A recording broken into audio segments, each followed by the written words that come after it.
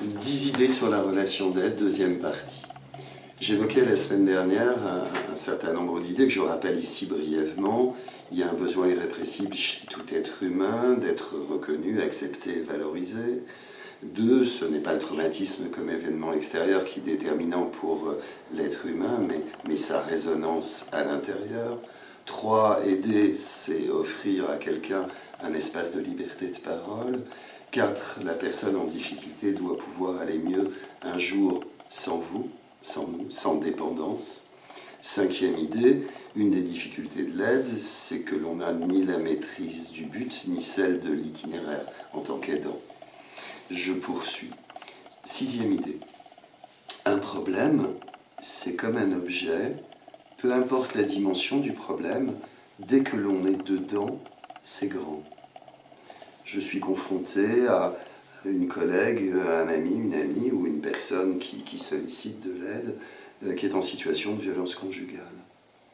Quand je suis à l'extérieur, je me dis que c'est tout simple, il suffit de quitter ce compagnon ou cette compagne, ce compagnon violent. C'est très simple, il suffit, il y a des institutions qui sont prêtes à aider. Enfin, j'ai 1000 solutions en tête. Mais je ne suis pas à la place de cette personne qui, elle, évidemment, se sent enfermée, qui, elle, peut craindre pour ses enfants, craindre pour le lendemain, qui a peur de l'inconnu, qui peut encore rêver de changer quelque chose dans cette relation et qui a l'impression que c'est impossible de sortir de ce problème, comme une boîte, comme un objet. Et peu importe la dimension de l'objet, quand on est dedans, ça a l'air tellement grand. 7e idée. L'attitude compréhensive ne consiste pas à répéter ce que vient de dire l'autre, elle consiste à lui apporter la preuve irréfutable qu'on l'a comprise. Ce qui passe non seulement bien sûr par l'écoute, mais aussi comme outil par la reformulation, montrer à l'autre qu'on l'a écouté, qu'on l'a compris, qu'on a compris quelle était l'émotion, le sentiment qui était le sien.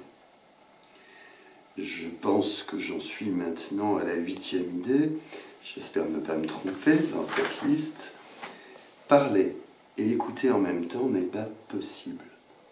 Il faut donc se résigner à se taire extérieurement et même, dans la mesure du possible, intérieurement.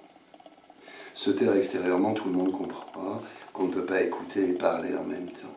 Écouter l'autre, ce n'est pas dialoguer, c'est être véritablement présent pour lui, ce qui suppose de se taire extérieurement.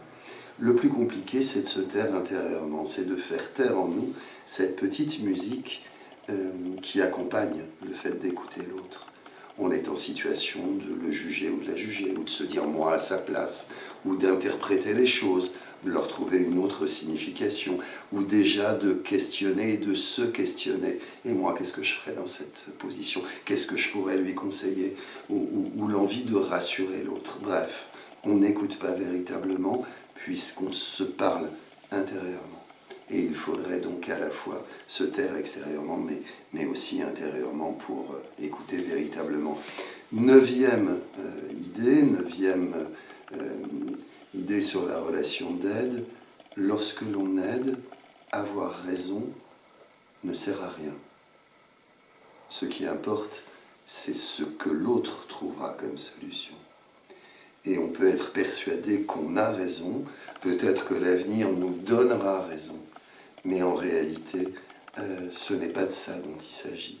C'est que l'autre véritablement trouve la solution et la bonne solution pour lui ou pour elle en fonction de ses ressources du moment. 10e et dernière idée qui nous amène à un petit peu d'humilité. Aider, c'est déjà réussir à ne pas nuire à la personne. Et nous avons toujours et forcément de merveilleuses solutions à proposer à l'autre. Il se trouve que certaines de ces solutions peuvent être extrêmement contre-productives et en fait créer plus de souffrance, de nuisance que de n'avoir rien proposé. En tout cas, cette idée est une idée essentielle dans la relation d'aide. Ne pas nuire à l'autre, c'est déjà l'aider.